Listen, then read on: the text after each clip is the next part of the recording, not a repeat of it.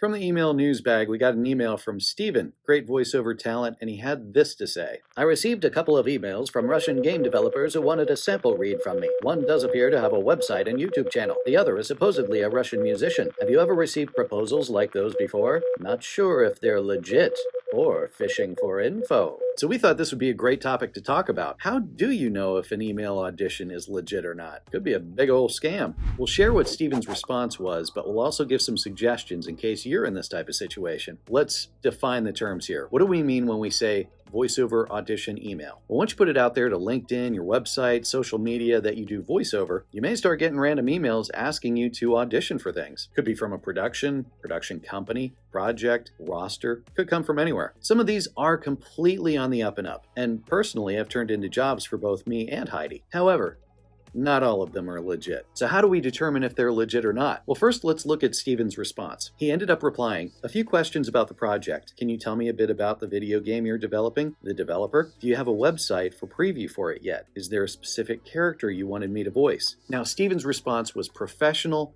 to the point, and totally okay to ask. Remember, this is the beginning stages, and you as a voiceover professional and voiceover business owner, you're doing your due diligence to figure out whether it's real. You're simply a business person wanting to know business information before committing to the job. You're well within your bounds to figure out if this is a business deal you want to get involved in, which leads to the first way to determine if it's legit or not. 1. Ask for more details. Make sure you know the company name and website, project specifics, like Steven did in his email, usage, how will they be using the final product. For example, Heidi got an email from a company saying that they do in-store advertising, and it was helpful knowing that so that Heidi would know what to quote them for a price, which leads to the next thing you can ask for, the rate. If they're asking you to join their roster, you can simply ask them if they adhere to the GBAA rate guide and then link it in your email back so they know what you're talking about, if they don't already. Sometimes whoever you're dealing with might not be able to give you all the information that you're requesting, but it's good to put it in there. But try and get as many details as possible. Second way to determine if it's legit or not, if they ask you to pay for anything, meaning for a studio to be on their roster, 99.9% of the time, it's probably going to be a scam and they are not legit. The third way,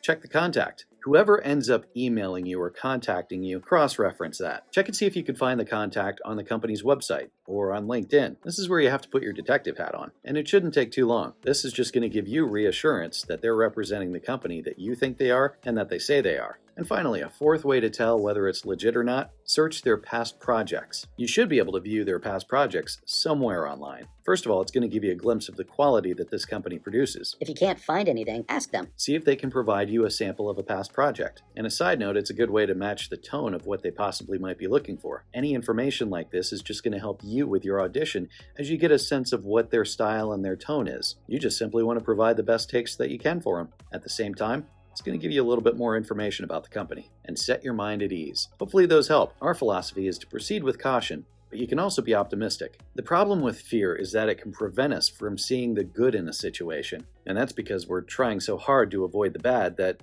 we can't see anything else. While both Heidi and I have definitely received some scam emails, we've both received more emails with legit opportunities, and hopefully you will as well. If this helped you, please like it and subscribe if you haven't already. And if you have another voiceover talent friend, share it with them. It's a simple way to help us out and it doesn't cost you anything, and we appreciate it. Cheers to you and your voiceover success.